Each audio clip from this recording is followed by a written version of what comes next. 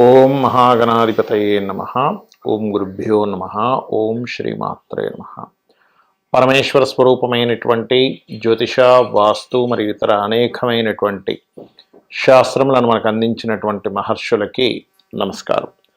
హయగ్రీవ హయగ్రీవ హయగ్రీవేతి యో వదేత్ తస్య నిస్సరతే వాణి జహ్నుగన్యా ప్రవాహవత్. అరుణాం కరుణాతరంగితాక్షీం ధృతపాశాంకుశపుష్పబాణ చాపాం అనిమాదిభిరావృతాం మయూకైః అహమిత్యేవ విభావయే భవానీం. శ్రీమాత్రే నమః. ప్రేక్షకులకి ఆ లలితాంబిక అమ్మవారి యొక్క అనుగ్రహం పరిపూర్ణంగా కలగాలని మనస్ఫూర్తి కోరుకుంటూ మనం ఈరోజు చెప్పుకోబెట్టిన టాపిక్లో ఒక్కొక్క గ్రహం గురించి చెప్పుకుంటూ ఉన్నాం. ఈరోజు శని భగవానుడి గురించి అసలు ప్రతి ఒక్కరి జాతక చక్రంలో అది ఉన్నటువంటి స్థితిని బట్టి ఎటువంటి ఫలితాలు జరుగుతాయి. చాలామంది ఏంటంటే భయపడుతూ ఉంటారు అమ్మో అని. కానీ జ్యోతిష్ శాస్త్రంలో మందుడు అని చెప్పడం జరిగింది. అంటే లేట్ అవ్వడానికి కొన్ని కొన్ని ఆటంకాలకు కారకుడు అని చెప్పడం జరిగింది. కానీ కర్మకారకుడు ఆయనే, ఆయుష్కారకుడు ఆయనే, మనకి ఏదైనా ఒక ఫలితం అందించాలంటే కూడా ఆయనే అనేటువంటి చెప్పడం జరిగింది. కాబట్టి ఈ యొక్క విషయాలు చెప్తుంది నేనైనప్పటికీ కూడా చెప్పిస్తుంది సాక్షాత్ లలిత అమ్మవారిగా భావిస్తూ ఒక్కొక్క లగ్నం గురించి లేదా లగ్నం తెలియని వారి రాశి గురించి తెలుసుకుందాం. మకర లగ్నానికి శని శుభుడే, అందులో ఎటువంటి సందేహం లేదు. మరి శుభుడైనంత మాత్రం శుభ ఫలితాలు ఇవ్వాలంటే తను ఉండేటువంటి కండిషన్, అంటే PAC placement aspect and condition, అంటే ఎక్కడున్నాడు, ఏ గ్రహాలతో కలిసినాడు, ఏ గ్రహాలతో చూడబడుతున్నాడు, ముందు వెనకున్నటువంటి మిగతా గ్రహాల యొక్క స్థితి ఏంటనే దాని మీద ఏ గ్రహమైనా పనిచేస్తుంది. లగ్నాధిపతి లగ్నంలో ఉండడం అనేటువంటిది మీరు ఇది గమనించవచ్చు. శని లగ్నంలో ఉన్నాడు కానీ అందంగా ఉన్నాడు అంటారు. మీరు గమనించండి మకర లగ్నానికి. ఎందుకంటే ఆ ప్లేస్ అలాంటిది. కాకపోతే కొంచెం బద్ధకము ఇట్లాంటివి ఎక్కువ ఇస్తూ ఉంటాయి. కాకపోతే ఇక్కడ అందానికి కారకుడైనటువంటి శుక్ర చంద్రులను కూడా పరిశీలన చేసుకోవాలి. ఎందుకంటే ఈ శని రాశిని శుక్రరాశిని చూస్తాడు అండ్ చంద్రరాశిని కూడా చూస్తాడు. కాబట్టి ఈ ప్రభావం కూడా ఉంటుంది వీళ్ళ యొక్క. కాకపోతే వీళ్ళు కొద్దిగా వర్కాలిక్ పర్సన్స్ అవుతారు. లగ్నాధిపతి లగ్నంలో ఉన్నప్పుడు సర్వసాధారణంగా మకర లగ్నానికి విదేశాలకు వెళ్ళడం ద్వారా బాగా ధనం సంపాదిస్తారు. కానీ ఇదే రెండవ స్థానంలో కనుక రెండో స్థానంలో ఉంటే ఫ్యాక్టరీస్, ల్యాండ్స్ మూలంగా ధనయోగం ఉంటుంది. కాకపోతే ఇక్కడ ఉన్న ప్రదేశం నుంచి మారడం ద్వారా వీళ్ళకి కలిసి రావడం జరుగుతూ ఉంటుంది. ఇక మూడులో ఉన్నాడు అనుకున్నాము, లగ్నాధిపతి మూడులో ఉన్నాడు లేదా లగ్న ద్వితీయాధిపతి మూడులో ఉన్నాడు. అలాంటప్పుడు కలిగేటువంటి ఫలితాలు ఏమిటి అని చూసుకున్నట్లయితే ఇక్కడ కూడా కొంతవరకు మీడియేటింగ్ ద్వారా ధనయోగం ఉంటుంది. అండ్ కొంచెం తెలివితేటలు ఎక్కువగా కలిసి రావడం, కొంచెం తెలివిగా ఆలోచిస్తూ ధైర్యంగా కొన్ని స్టెప్స్ తీసుకోవడం జరుగుతుంది. కాకపోతే లగ్నాధిపతి చతుర్థంలో నీచ పొందితే మాత్రం ఆరోగ్య విషయంలో జాగ్రత్తగా ఉండాలి.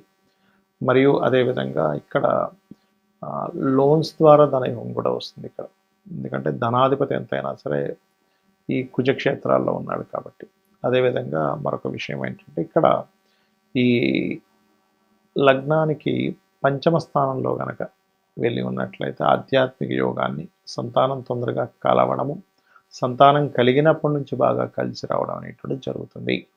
ఇక 6లో ఉన్నట్లయితే లగ్నాధిపతి షష్టమాధిపతి కలయిక అయినట్టు అక్కడ. అదేవిధంగా ద్వితీయాధిపతి కూడా షష్టమంలో ఉన్నట్టుగా అవుతుంది. కాబట్టి మీకు ఉన్న ప్రాంతం కాకుండా దూర ప్రాంతాలకు వెళ్ళడము, తండ్రి యొక్క బిజినెస్ మీరు తీసుకొని చేయడం కూడా జరుగుతూ ఉంటుంది.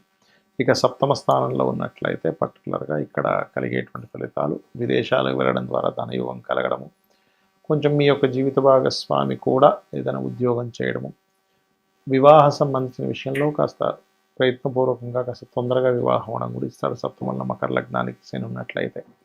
అష్టమంలో ఉండేటువంటి శని భగవానుడు పర్టికులర్గా ఇక్కడ కొద్దిగా వ్యాపారాల్లో, అందులో ముఖ్యంగా గవర్నమెంట్ కాంట్రాక్ట్స్లో రాణించడము, మరియు కాస్త లైఫ్లో కొంచెం హర్డుల్స్ అది చూసి ఇంటి నుంచి దూరంగా వెళ్ళినప్పుడు వీళ్ళు సక్సెస్ అవ్వడం అనేటువంటి జరుగుతూ ఉంటుంది.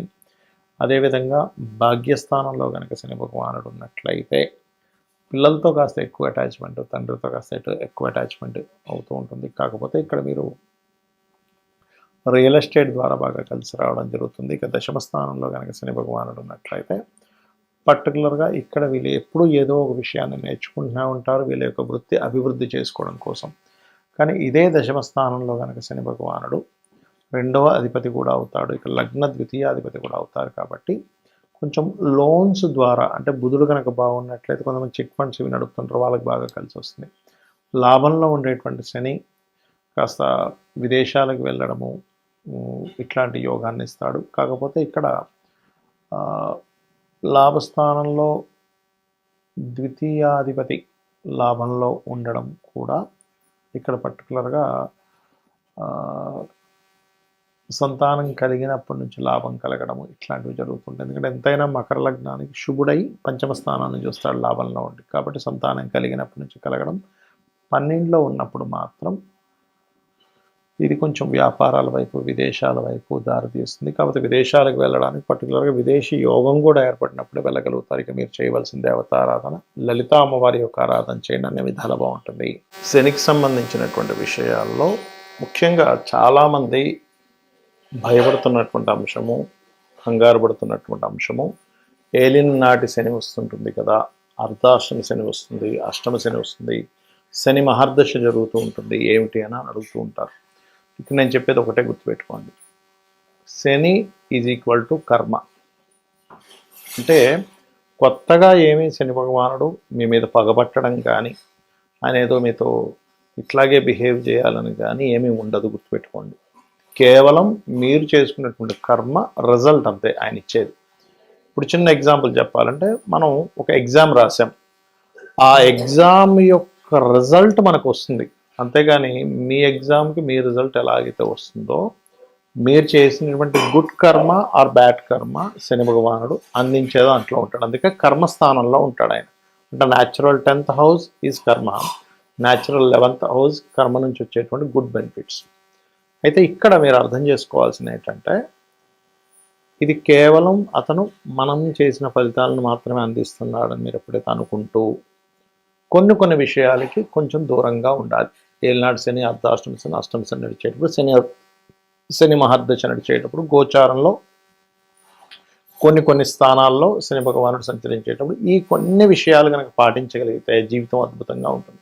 ఏమిటవి అంటే, మధ్యాహ్నం పూట యువకులు ప్రత్యేకంగా చిన్నపిల్లలకి లేకపోతే స్త్రీలకి వృద్ధులకి కాదు, ఇది మంచి ఏజ్లో ఉండి అంటే దాదాపుగా ఒక 15 ఇయర్స్ నుంచి ఆల్మోస్ట్ ఒక 50 ఇయర్స్ మధ్యలో, 15 to 15 నుంచి 50 సంవత్సరాల మధ్యలో, 50-60 దాటిందంటే అక్కడ కొంచెం వృద్ధులు అవుతూ ఉంటారు, 60 ఇయర్స్ దాటిందంటే వారు మాత్రం ఎట్టి పరిస్థితుల్లో మధ్యాహ్నం పూట నిద్రపోకండి.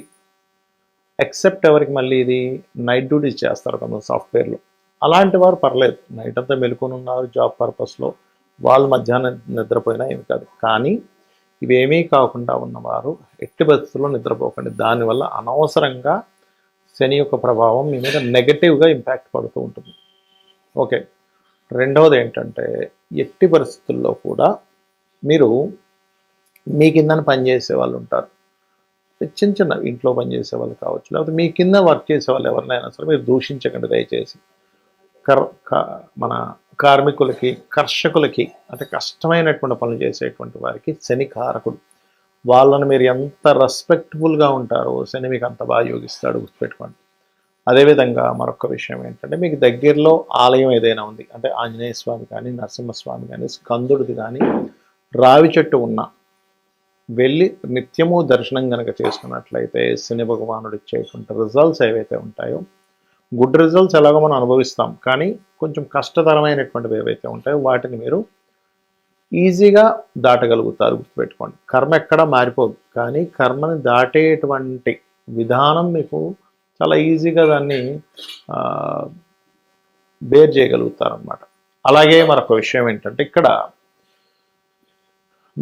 మీకు దగ్గరలో ఆలయం ఉన్నట్లయితే అక్కడికి వెళ్ళి నూనెని దానంగా ఇవ్వండి. అంటే టెంపుల్స్లో వాడుకోవడానికి ఇవ్వచ్చు నూనెని, లేదు నువ్వులు, తెల్ల నువ్వులు, నీలం రంగు వస్త్రము శనివారాలు ఇస్తుంటే కూడా, ఇందాక మనం చెప్పుకున్నట్టుగా ఏలినాడు శని, అర్ధాష్టమి శని, అష్టమి శని ప్రభావం తగ్గుతుంది. కానీ కొంతమందికి శని దశ ఉంటుంది, 19 ఇయర్స్ ఆఫ్ శని మహాదశ, వాళ్ళకి ప్రతిసారి బ్యాడ్ అవ్వాలని రూల్ లేదండి. మీ జన్మజాతకంలో కనుక PAC అంటారు, అంటే ప్లేస్మెంట్ మంచి స్థానంలో ఉండి మంచి గ్రహంతో చూడబడుతూ ఒక శుభగ్రహంతో కలిసి ఉండి నీచభంగ రాజయోగాల్లో ఉంటే ఆ శని మహర్దశ కొన్ని వేల కోట్లు కూడా ఇచ్చి తీరుతుంది, అందులో ఎటువంటి సందేహం లేదు, గుర్తుపెట్టుకోండి. అయితే ఇక్కడ మీరు అర్థం చేసుకోవాల్సింది ఏంటంటే కర్మ ఖచ్చితంగా సంబంధం ఉంటుంది. మనం పని చేయాల్సిందే. పని చేయకుండా ఏదో నేను కూర్చుంటే వచ్చేస్తాయి అనుకుంటే తప్పు. అది ఎవరికి వస్తుంది? పూర్వజన్మలో బాగా పుణ్యాలు చేసి వాళ్ళు ఏదో గొప్ప ఇంట్లో పుట్టి వాళ్ళకు ఓన్లీ కూర్చుంటే సాగుతుంటే అందరికీ అది సాగదు. ఎందుకంటున్నానంటే ఆఖరికి మనకి మహాభారతంలో యుద్ధంలో శ్రీకృష్ణ పరమాత్మ సాక్షాత్ విష్ణు స్వరూపం పక్క నుండి కూడా ఆయన యుద్ధం ఫిజికల్గా చెయ్యమనే చెప్పాడు. అంతేగాని మీరు అలా కూర్చోండి, నేను ఒక మంత్రం చదువుతాను, కౌరవులందరూ చచ్చిపోతారు ఒక మాయలా చేస్తే, మీరు చక్కగా మీ రాజ్యం మీరు ఏలుకోవచ్చు అని ఎక్కడా చెప్పలేదు. నువ్వు యుద్ధం చెయ్యి, నీ ధర్మాన్ని నువ్వు చెయ్యి అని చెప్పాడు. అంటే ఏమిటి? సాక్షాత్ శ్రీకృష్ణ పరమాత్మ పక్కన ఉండగా కూడా, ఇది మీరు అర్థం చేసుకోండి. అంటే ఏమిటి? మన చుట్టూ మనం చేసేటువంటి పూజలతో పాటు అమ్మవారు ఉంటుంది, కానీ ఉన్న వాళ్ళకి జయం ఉంది అక్కడ. ఎవరి పక్షానైతే శ్రీకృష్ణ పరమాత్మ ఉన్నాడో వాళ్ళకి విజయం లభించింది. మనం చేయవలసింది ఏమిటంటే మన పని మనం చేసుకుంటూ మనం అమ్మవారినో మీ స్వామివారినో విష్ణువునో శివునో ఎవరినో కానీ పట్టుకొని ఉండాలి. అలా మీరు చేసుకుంటూ వెళ్ళినట్లయితే ఖచ్చితంగా 100% విజయం లభించి తీరుతుంది. అందులో ఎటువంటి సందేహం లేదు. అయితే ఇక్కడ మీకు ఒక్క విషయం చెప్పి ముగిస్తాను. మీ పర్సనల్ చార్ట్లో శాటర్న్ శుభగ్రహాలతో ఉన్నాడా పాపగ్రహాలతో ఉన్నాడా చూసుకోండి. ఎక్కువ పాపగ్రహాలతో ఉన్నాడు అనుకోండి, శాటర్న్కి శత్రువులు ఎవరు? కుజుడు. ఎందుకంటే అగ్రెసివ్ ప్లానెట్, అది fast moving planet, fiery related planet. ఇదేమో కోల్డ్ రిలేటెడ్ ప్లానెట్. సో అక్కడ ఫ్రిక్షన్ ఏర్పడుతుంది దానివల్ల. సో కుజుడితో ఉన్న, కేతువుతో ఉన్న, కేతు ఎందుకు? వీటికి కారకుడు. ఏది? వైరాగ్యానికి, విరక్తికి. ఇదేమో కర్మ, అదేమో విరక్తి. ఈ రెండు కలవకూడదు.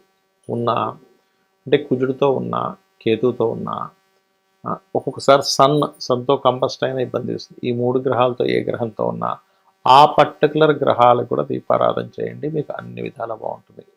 ఆ లలితాంబిక అమ్మవారి యొక్క అనుగ్రహం మీకు పరిపూర్ణంగా కలగాలని మనస్ఫూర్తిగా కోరుకుంటూ శ్రీమాత్రే నమః.